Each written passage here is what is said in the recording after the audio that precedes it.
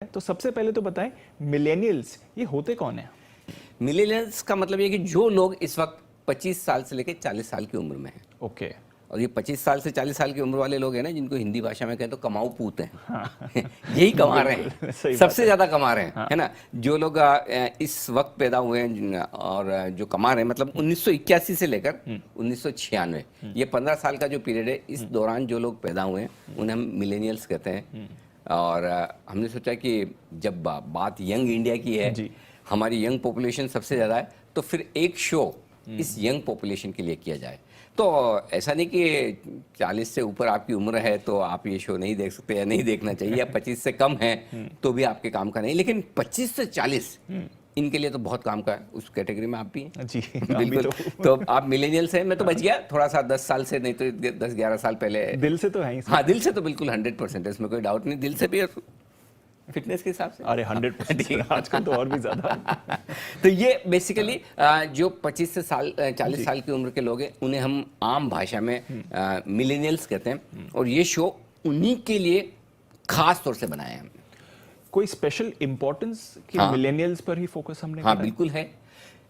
देखो, हमने क्या पढ़ा है स्कूल में? जी 25 साल की उम्र में आदमी जोश में होता जी, है ना। सही बात। और 75 साल की उम्र में होश में, है ना। पूरी जिंदगी देख ली भाई, हमने दुनिया देखी है, बाल ऐसे ही सफ़ेद नहीं किए धूप में, ये सारी चीज़ें होती। हमने थीम ही बदल दी। हम ये कह रहे हैं, अगर आप मिलेनियल्स हैं, आप इस ब्रैकेट में हैं उम्र के, तो आप इस फॉर्मूला को रिवर्स कर दीजिए। अच्छा। जिंदगी आराम से जीनिए, लंबी जीनिए, बढ़िया दमदार तरीके से जीनिए। तो 25 साल की उम्र में आइए होश में, ओके। और 75 साल की उम्र में आइए जोश में। ये हमने बदला है। क्यों?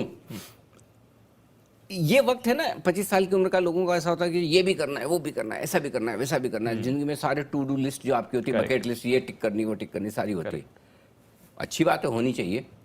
इसी लिस्ट में एक और जोड़ दीजिए, आपकी फाइनेंशियल फ्रीडम, इन्वेस्टमेंट्स, सेविंग्स, पैसा कमाना, ये भी उसी का पार्ट होना चाहिए। तो जो जोश आपका है जिंदगी में जी, बाकी सारी चीजें करने के लिए, वही जोश इस वक्त होना चाहिए। और अगर अभी आपको इस चीज का जोश है, तो 75 साल की उम्र में आपको होश में आने की जरूरत नहीं रहेगी, जोश बरकरार रहेगा। तो अभी होश में रहिए और अपनी फाइनेंशियल प्लानिंग करिए। 75 साल की उम्र में आप जोश में रहेंगे, कोई चिंता नहीं, टेंशन फ्री।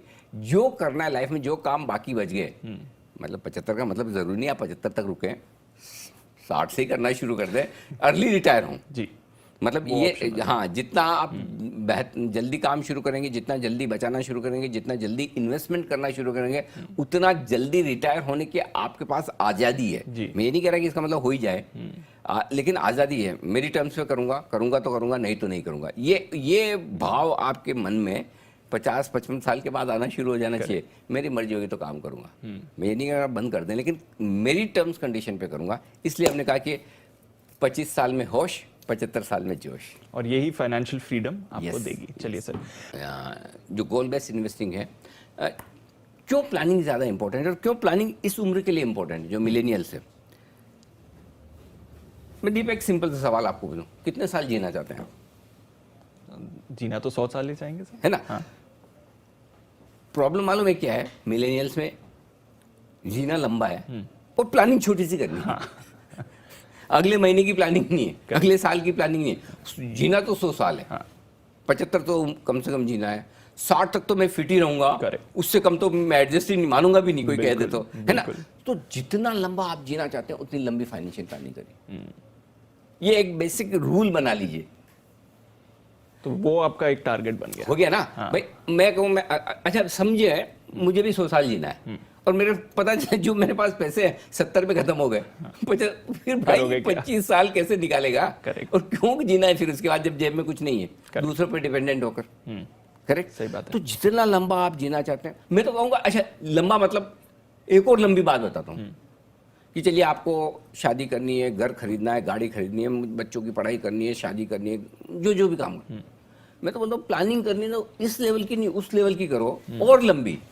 मुझे चांद पे जाना है, अब तो अलाउड है ना, जा रहे हैं ना, अब तो सभी जा रहे हैं, तो क्यों नहीं? जिंदगी में आज नहीं, 2 साल, 5 साल, 7 साल, 10 साल बाद मैं भी एक ट्रिप मार के आऊँगा, उसके लिए भी तो खर्चा लगेगा।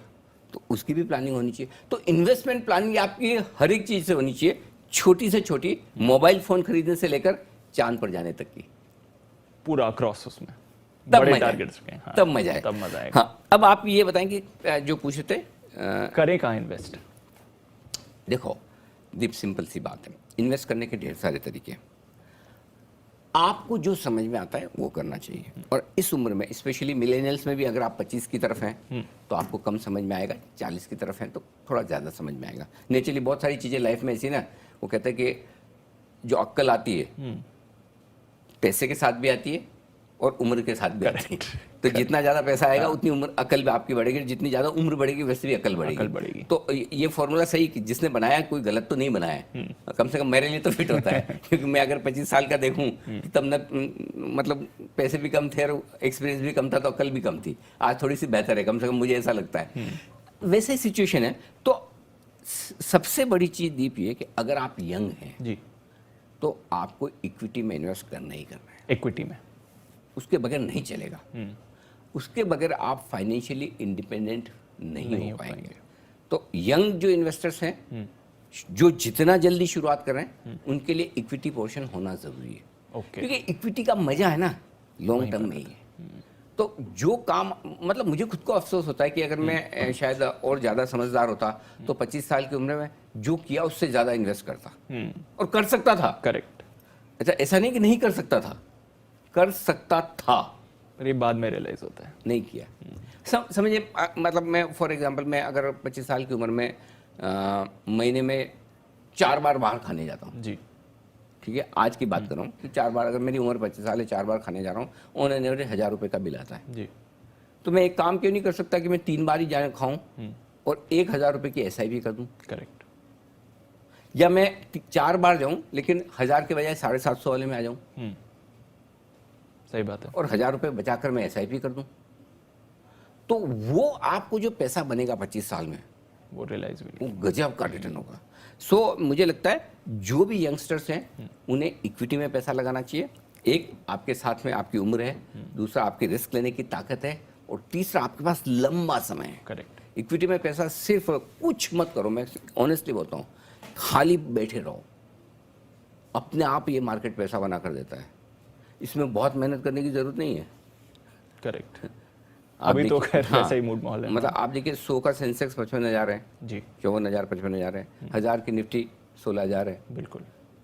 तो इसलिए पैसा तो बन जाएगा, आप बने रहेंगे तो पैसा पक्का तो बनेगा। स्टॉक्स, म्यूचुअल फंड्स दोनों में पैसा मतलब लगा आप कैसे भी डालो, नॉट नेसेसरी इक्विटी का मतलब आप जाके कल शेयर खरीद लो, समझ में आए शेयर खरीदो, IPO में लगाओ, नहीं तो कोई बात नहीं, म्यूचुअल फंड्स है, PMS है, एडवाइजरी सर्विसेज, आपको जहाँ ठीक लगे, म्यूचुअल फंड बेस्ट है, वहाँ खरीद लीजिए। एसेट क्लास इक्विटी आपके पास जरूर होनी।